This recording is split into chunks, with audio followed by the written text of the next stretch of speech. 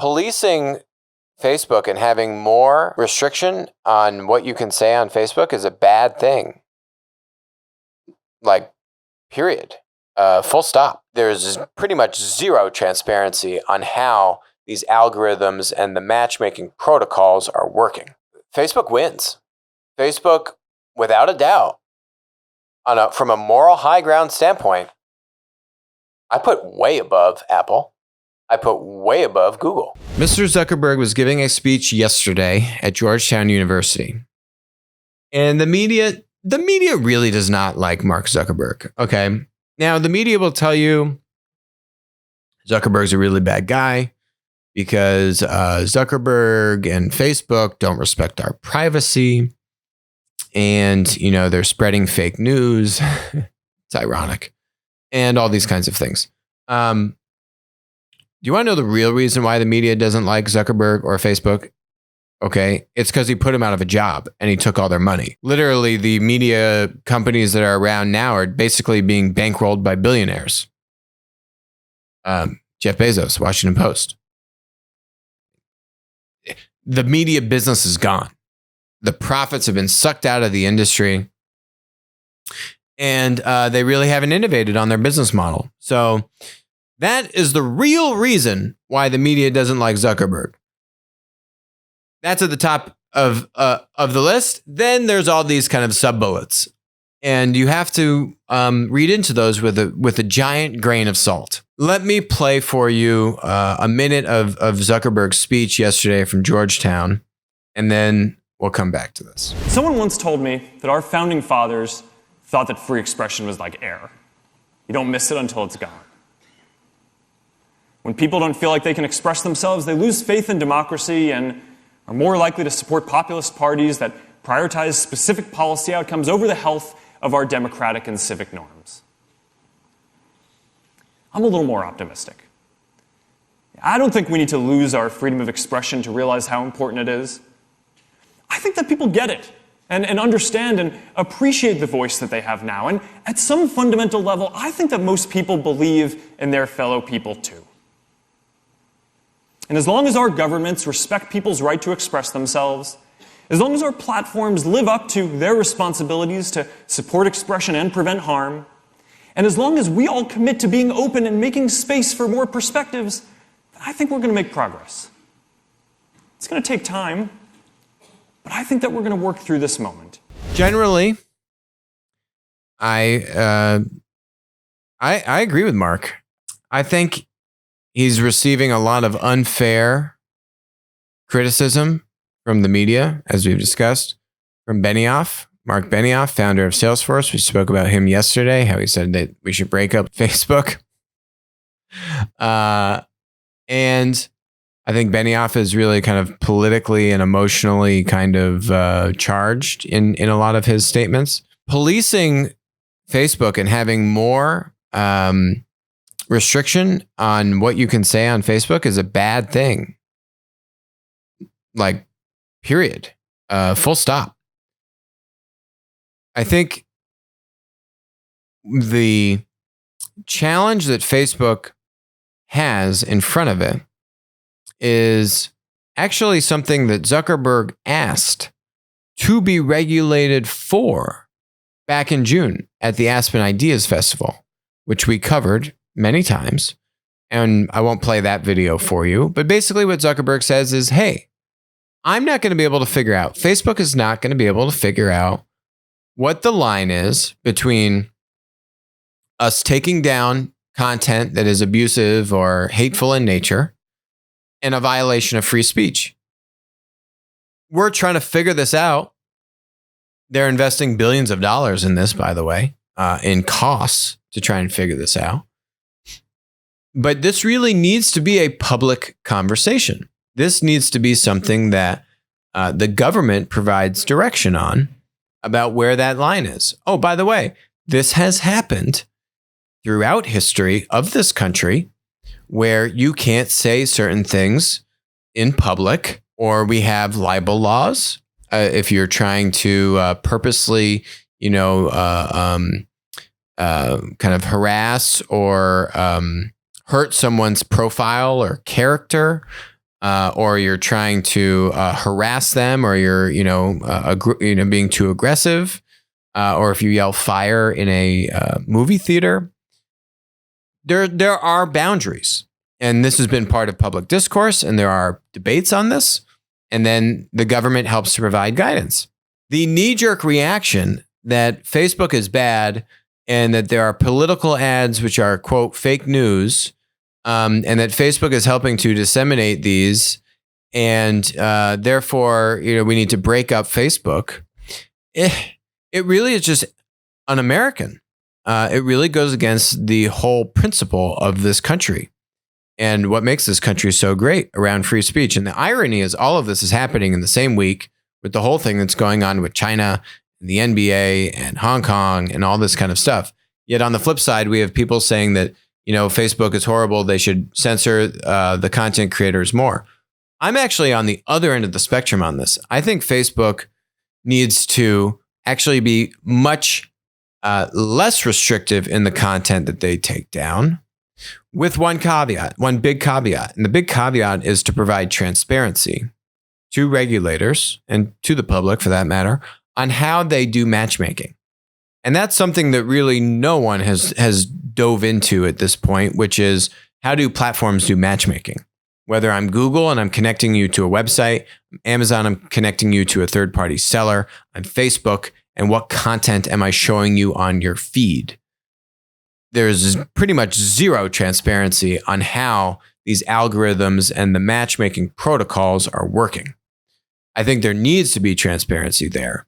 And if the platform is changing these rules and these algorithms, why? And what are they doing? What are the changes? And what's the result of that? And that's something that could very easily be monitored and spot checked by a regulator like the FTC. That needs a lot more visibility, A. B, if you are a content creator that is being silenced or banned or penalized on a platform, you need a forum to have an independent review. This is something that Zuckerberg has actually helped to advocate for, that the government could help to provide, is that independent review council. He's asking for the help and he's not getting it, right? And I don't think that is... that's really on the government at this point. That's really on the regulators. That's really on the FTC.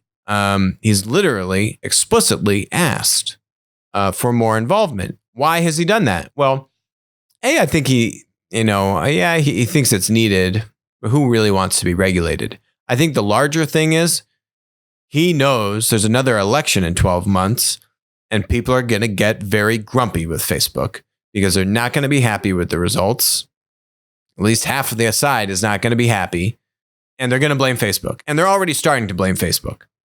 And so that's really where you need this guidance from the government. It's just kind of a shield for how Facebook is finding this balance and what technology are they building and how are they rolling this out.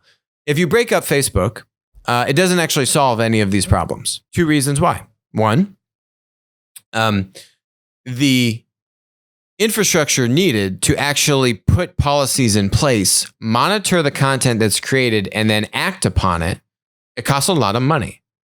And so now if you split up Facebook and Instagram and WhatsApp, you now actually have to build 3 different systems. And guess what? They're not going to be as strong as if you were able to centrally build this technology and then leverage it across all 3 different networks.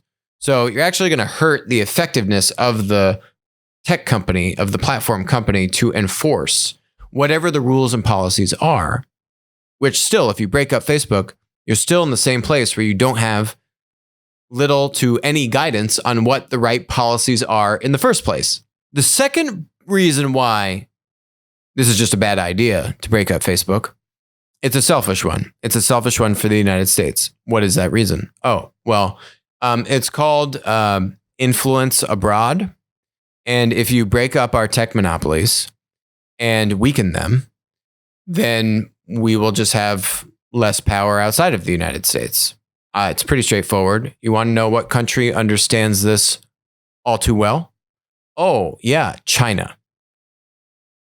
This was what I spoke about on yesterday's episode. China understands this. They're very smart. You cannot underestimate them.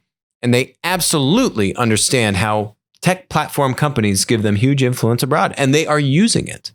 So one is a selfish reason for the U.S., and the other one is just the technical reason. Who cares about technicalities these days? The functional, actually, logistics of how you would actually monitor and regulate a content ecosystem. So the last point I'll make on this is, if I was to compare Facebook's morality and compare them to, let's say, Apple and Google, and we look at things like privacy, Facebook wins.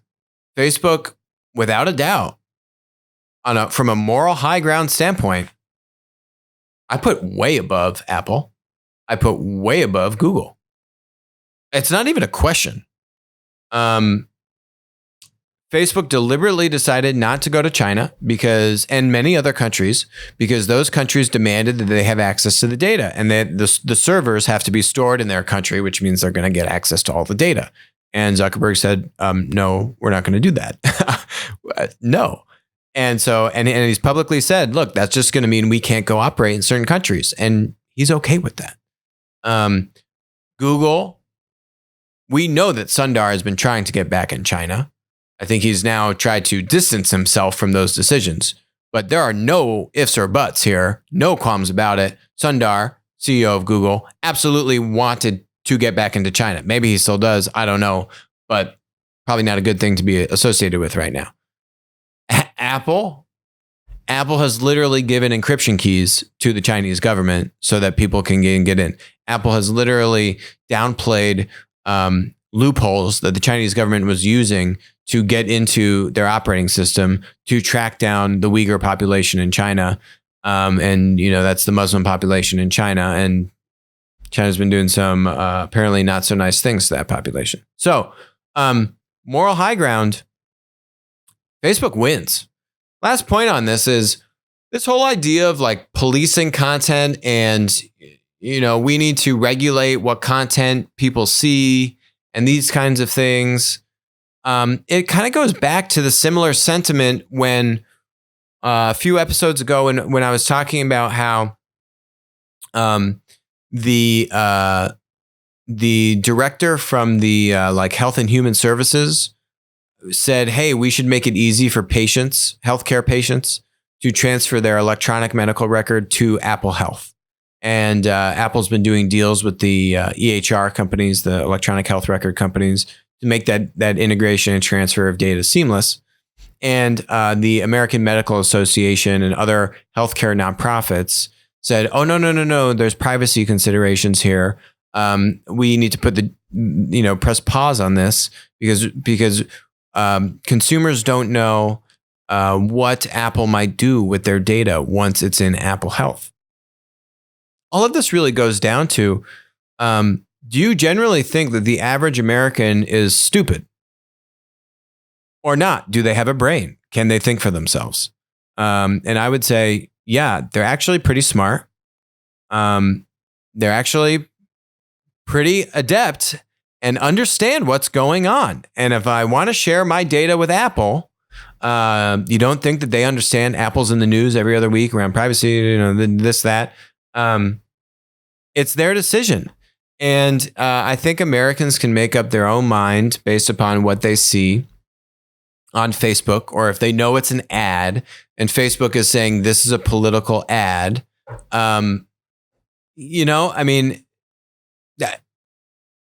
They're just sheep and they're going to literally just do whatever the ad is telling them to do. I think that these critics just aren't putting enough faith in the individual, which is the American people and the public, to make up their own minds. And when you want to now further regulate the content that's coming through the content platform, that just throws all kinds of red flags up for me. And I'm really glad that Zuckerberg is taking a stand on this and not backing down on it. He is receiving bipartisan criticism on this, and it's weird. It just not. It seems un-American to me. Hi, this is Alex Mozed. Thanks for joining us on Winner Take All. If you enjoyed the content today, which I bet you did, please comment, subscribe, and definitely message me on Twitter when we're doing live streams. Also, please note, all opinions expressed about stocks or public companies on the show are exactly that, opinions. This is not investment advice. Don't act on it. WisdomTree licensed Applico's Platform Insights data product to aid in the creation of the PLAT ETF. Thanks for joining us.